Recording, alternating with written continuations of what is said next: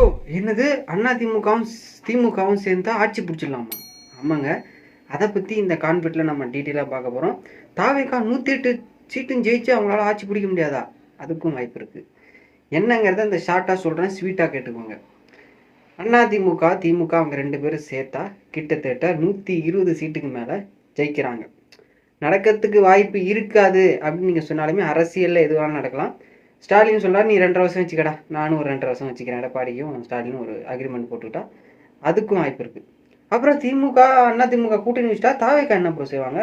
தாவேக்கா எதிர்கட்சி, இதுதான் ஓகேவா. என்ன மாதிரி வேணாலும் நடக்கலாம். சரி ஓகே, அதிமுகவும் திமுகவும் சேர மாட்டாங்க.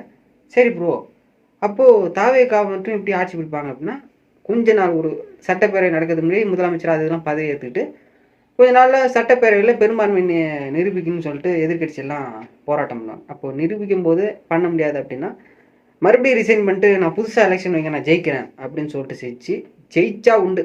எப்படி டெல்லி ஞாபகம் வரும், அரவிந்த் கெஜ்ரிவால் ஜெயிச்சு வந்தார் பாருங்க.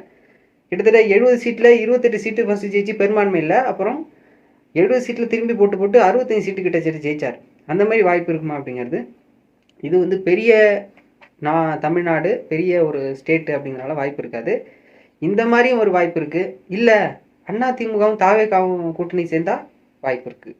அதிமுகவும் திமுகவும் கூட்டணி சேர்ந்தா வாய்ப்பு இருக்குது.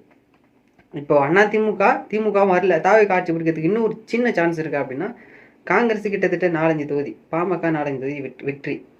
அப்போ அவங்க 2 பேரும் தூக்கி உங்கள்கிட்ட போயிட்டாங்க. 108 ஒரு 10 போட்டுங்க, 118 ஷுவராக வந்துச்சு. அப்போ இவங்க 2 பேரும் ஜெயிச்சிட்டா முடிஞ்சு ஆட்சியை வந்து தாவேக்கா 5 வருஷம் வச்சுக்கலாம்.